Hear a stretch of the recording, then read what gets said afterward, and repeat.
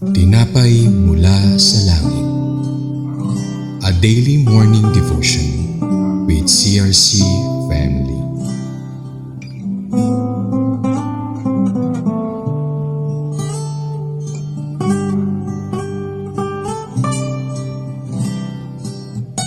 Isang mapagpalang araw sa bawat isa. Ako nga pala si Sis Gerard Yuzon Ligutan ng CRC Cabuyao Daughter Church. Samahan niyo po ako sa ating programa na Tinapay Mula sa Langit, ang pang-araw-araw nating debosyon sa salita ng Diyos. Ngayong umaga ay makukuha ang mensahe sa aklat ni Joshua 10 verses 29 to 30 na may pamagat, The Fall of the Canaanite City of Libnah. Ngunit bago po tayo magsimula, tayo po muna ay manalangin. Panginoon na makapangyarihan sa lahat, maraming salamat po sa araw at sa umagang ito na ipinagtipon-tipon niyo po kami upang muli makarinig ng salita na galing sa inyo. Salamat po Panginoon sa pagpapala sa bawat isa. Hinihiling ko rin po na ikaw na ang manguna sa akin upang maipahayag ko po ng tama ang tekstong ito. Gaya ng ginawa niyo po kay Josue, ikaw po ang manguna sa buhay ko upang tama po ang kanilang marinig at tama ang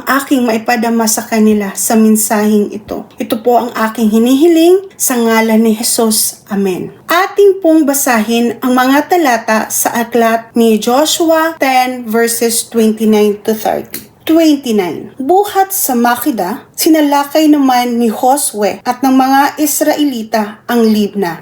30. Ibinigay rin ni Yahweh sa kanilang kapangyarihan ang hari at ang lahat ng mamamayan doon. Pinatay nilang lahat ang mga taga roon at walang itinira isa man. Ginawa ni Josue sa hari ng Libna ang ginawa sa hari ng Jericho. Sa ating nabasa sa teksto ay isang napakagandang mensahe para sa ating lahat. Para sa akin, ito ang dapat natin tandaan at isabuhay gaya ni Josue. Ang tagumpay ng Israel laban sa Libna ay hindi dahil sa kanilang lakas, kung hindi dahil ang Diyos mismo ang nagbigay ng panalo sa kanila. Sa bawat laban na hinaharap nila, may linaw na ang sekreto ng tagumpay ay pagtitiwala at pagsunod sa Panginoon. Ito ang ating dapat tandaan. Una, sumunod. Gaya ni Josue na agad na tumalima sa utos ng Diyos. Maging masunurin sa Diyos sa lahat ng bagay, hindi lang kapag madali. Pangalawa, ibinigay ng Panginoon. Ito ang paalala na ang lahat ng tagumpay ay galing sa Diyos, hindi sa sariling lakas. Huwag umasa sa sariling lakas kung hindi sa Panginoon na may kaakibat na pagdasal at pagtiwala. Pangatlo, laban. Ito ang simbolo ng mga pagsubok sa buhay na dapat harapin ng may tiwala sa Diyos. Harapin natin ang mga laban sa buhay ng may pananampalataya. Pang-apat, walang iniwan. Ito ang paalala na kapag sumunod sa Diyos, gawin ito ng buo at hindi kalahati. Ito ay isa ring paalala sa atin na ibibigay sa atin ng Diyos kahit anong mangyari dahil mahal niya tayo. Panglima, tagumpay. Ito ang bunga ng pananampalataya at pagsunod sa Panginoon. Ito ay pagpapasalamat sa bawat tagumpay, maliit man o malaki, dahil ito'y galing sa Kanya. Dahil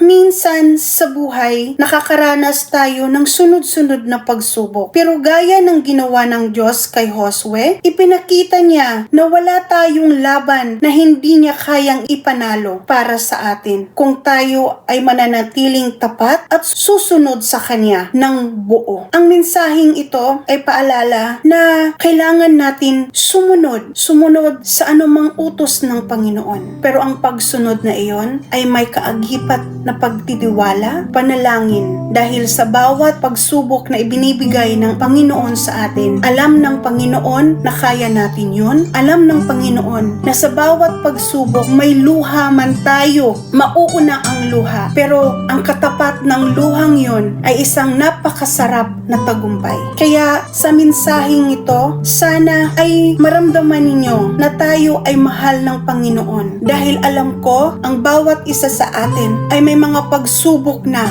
ating napagtagumpayan. At lahat ng tagumpay na yon, ang may gawa ay ang ating Panginoon. Kaya sa ating pagwawakas, nihikayat ko po ang lahat na tayo po ay magtiwala sa ating Panginoon. Hindi lamang sa kailangan nating magtiwala sa Kanya, kung hindi sa ating pang-araw-araw na buhay. Tiwala na ang bawat hamon sa buhay ay Siya ang may gawa, pero ang katapat nun ay tagumpay. Tayo ay manalangin na bigyan pa tayo ng lakas ng loob upang intindihin ang mga pagsubok na yon. Ngunit tayo ay susunod ayon sa gusto niya. Kaya tayo po ay manalangin. Panginoon, salamat po dahil Ikaw ang nagbigay ng tunay na tagumpay tulad ng ginawa mo kay Josue at ng Israel. Alam kong sa bawat laban na hinaharap namin, Ikaw ang aming lakas at sandigan. Turuan niyo po kaming magtiwala at sumunod ng buong puso upang maranasan po namin ang tagumpay na nagmumula sa inyo. Ang tagumpay na napakasarap dahil sumunod kami. Ang tagumpay na napakasarap dahil nanalangin kami na Ikaw ang manguna sa bawat hamon ng buhay namin. Ang tagumpay na sa bawat sakit, karamdaman, Panginoon, aming napagtagumpayan dahil kami ay naniwala na Ikaw ang mangunguna sa bawat karamdaman na mayroon kami. Ang tagumpay, Panginoon, na sa bawat pagsubok financially, Panginoon, na mayroon ang aming pamilya. Ito ay tagumpay, Panginoon, na mararanasan namin dahil kami nagtiwala na sa bawat oras na kailangan namin, Ikaw ang nandyan. Panginoon, ang Joshua 10 verses 29-30 ay isang patunay na mensahe na hindi kami dapat malimot o hindi namin dapat malimutan na ang pagsunod ay isang tagumpay. In Jesus' name I pray, Amen. Patuloy po tayo magsubaybay sa gawaing ito na ang tinapay mula sa langit, ang pang-araw-araw nating debosyon tuwing alas 5